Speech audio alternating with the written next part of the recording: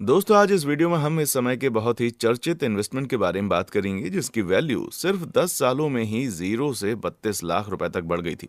हालांकि ये फिर से घटकर 17 लाख के आसपास पहुंच गई है। हम बात कर रहे हैं क्रिप्टो करेंसी बिटकॉइन के बारे में।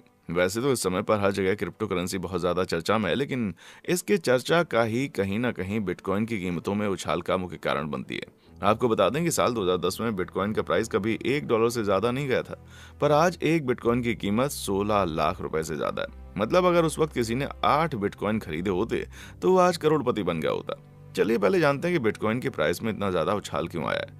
आपको बता दें कि बिटकॉइन की कीमतों में ये उछाल एक बड़े इन्वेस्टमेंट से आया है। ये निवेश दुनिया के सबसे दौलतमंद कंपनियों में से एक एलन मस्क की कंपनी टेस्ला ने किया है, जिसके बाद टेस्ला ने पेमेंट भी बिटकॉइन में लेना शुरू कर दिया, जिससे लोगों को इस पर और भरोसा होने लगा। तो चलिए अब जानते हैं बिटकॉइन होता क्या है।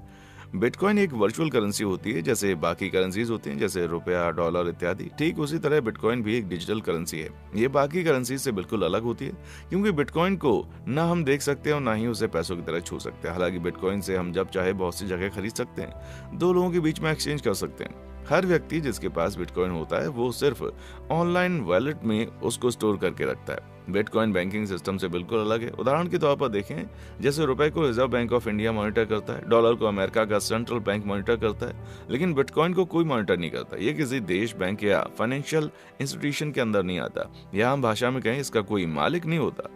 कैसे हुई थी बिटकॉइन की शुरुआत? 31 अक्टूबर 2008 को संतोशी नाकामोटो ने इंटरनेट पर एक आर्टिकल पब्लिश किया था, जिसकी पहली लाइन में लिखा था, a version of electronic cash that would allow payments sent to the directly one party to another party without going to financial institutions.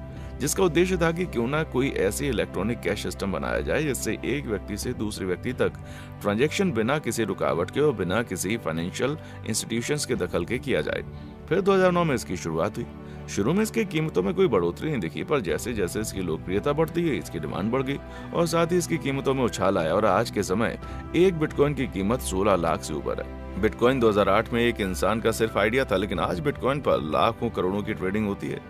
Bitcoin के फायदे वैसे देखें तो शुरुआती दौर में सिर्फ कुछ ही कंपनीज थीं जो बिटकॉइन को पेमेंट के रूप में स्वीकार कर रही थीं, मगर पिछले कुछ सालों से बहुत सी इंडस्ट्रियल सेक्टर और सैकड़ों हजारों वेबसाइट कंपनियां हैं जो कि बिटकॉइन को स्वीकार कर रही हैं। प्लेन के ticket, hotel room, electronic car, coffee और किसी अन्य चीज के लिए भी इससे पेमेंट हो रहा है। नंबर 1, ट्रांजैक्शन के फायदे। आम डेबिट क्रेडिट कार्ड से भुगतान करने में लगभग 2 से 3% लेन देन शुल्क लगता है, लेकिन बिटकॉइन में ऐसा कुछ नहीं होता। इसके लेन देन में कोई अतिरिक्त शुल्क नहीं लगता, इस वजह से लोकप्रिय होता जा रहा है। इसके अलावा ये सुरक्षित और तेज भी है, जिससे लोग बिटकॉइन स्वीकार करने की तरफ खींचे जा रहे हैं। किसी अन्य क्रेडिट कार्ड की तरह ही इसमें कोई क्रेडिट लिमिट नहीं होती, ना ही कोई नकदी लेकर घूमने की समस्या है। खरीदार की पहचान का खुलासा किए बिना पूरे बिटकॉइन नेटवर्क के प्रत्येक लेन देन के बारे में पता किया जा सकता है। ये एकदम सुरक्षित और फास्ट होता है और इसे दुनिया में कहीं भी प्रयोग किया जा सकता है और इससे खर्च की कोई सीमा भी नहीं होती। उदाहरण के तौर पर मान लीजिए आप भारत में रह रहे हैं, आपको अमेरिका में अपने किसी रिलेटिव के लिए कोई इन्वेस्टमेंट करनी है या फिर कोई चीज खरीदनी है और आपको 20 लाख रुपए भारत से देने। अगर आप बैंक का या फिर वेस्टर्न यूनियन के थ्रू पैसे देंगे तो आपको बहुत ज्यादा कमीशन देना पड़ जाएगा, लगभग 2 से 3%, और पैसे पहुंचने में 24 से 48 घंटे का वक्त लगेगा। लेकिन अगर आप बिटकॉइन के जरिए उस कंपनी में पेमेंट करेंगे या खरीदेंगे तो मात्र 10 मिनट का वक्त लगेगा और ना ही कोई चार्ज कटेगा। नंबर 2, इन्वेस्टमेंट के फायदे।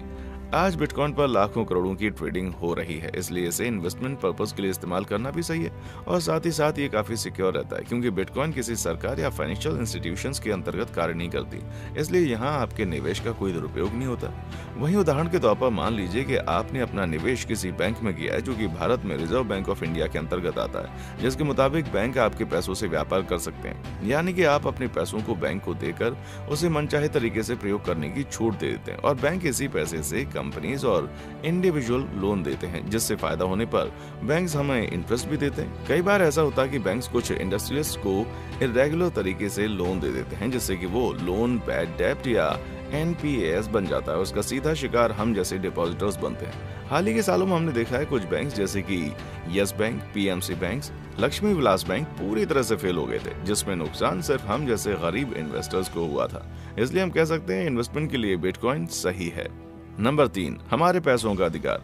आपको याद होगा नवंबर 2016 जब सरकार ने अचानक से नोटबंदी करके पूरे देश की जनता को हैरान कर दिया था। आपको बता दें, 500 और 1000 के नोट की नोटबंदी होने से देश की 86% करेंसी बेकार हो गई, जिससे आम जनता को बहुत परेशानियों का सामना करना पड़ा। इसलिए जो लोग बिटकॉइन के सपोर्ट में हैं, उनका मानना है कि हमारे पैसों पर सरकार का इतना कंट्रोल नहीं होना चाहिए, हमारे पैसों पर हमारा अधिकार होना चाहिए। इसलिए वो लोग बिटकॉइन को सपोर्ट करते हैं, जो किसी भी सरकार के अंतर्गत नहीं आती। बिटकॉइन के नुकसान।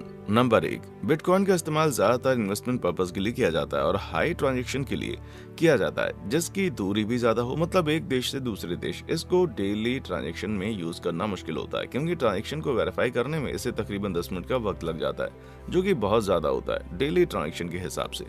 नंबर 2, बिटकॉइन का ट्रांजैक्शन एक किस्म से इनक्रिप्टेड होता है, उसे गवर्नमेंट एजेंसीज के लिए ट्रैक करना आसान नहीं होता, इसलिए इसे मनी लॉन्ड्रिंग जैसे मामले बढ़ने लगे हैं और बहुत से ड्रग और हथियार डीलर भी अब बिटकॉइन में पेमेंट लेने लगे हैं। नंबर 3, यहाँ पर बिटकॉइन को कंट्रोल करने के लिए कोई अथॉरिटी, बैंक या सरकार नहीं है, तो इस वजह से बिटकॉइन का कीमत में काफी उतार चढ़ाव होता है, तो ये थोड़ा सा रिस्की होता है, इसलिए इसमें निवेश से पहले इसके बारे में अच्छे से जान ले। नंबर 2, अगर आपका अकाउंट कभी हैक हो जाता है तो आप अपने सारे बिटकॉइंस खो देंगे, उसे दोबारा वापस नहीं पा पाएंगे और ना ही इसमें कोई आपकी मदद कर पाएगा, क्योंकि कोई भी सरकारी या गैर सरकारी संगठन इसका जिम्मेदार नहीं है। बिटकॉइन से जुड़े हैकिंग के कई केस भी देखने को मिल चुके हैं। बिटकॉइन वॉलेट क्या है? बिटकॉइन को हम सिर्फ इलेक्ट्रॉनिकली स्टोर करके रख सकते हैं और इसे रखने के लिए बिटकॉइन वॉलेट की जरूरत होती है। बिटकॉइन वॉलेट्स बहुत से प्रकार के होते हैं, जैसे desktop wallet, mobile wallet, online web based wallet, hardware wallet. इनमें से किसी भी एक वॉलेट का इस्तेमाल करके हमें इसमें अकाउंट बनाना होता है और फिर वहीं पर हमारी बिटकॉइन स्टोर होती है। दोस्तों, अगर आपका इस वीडियो से जुड़ा कोई और सवाल है तो आप हमें कमेंट करके पूछ सकते हैं। देखने के लिए शुक्रिया।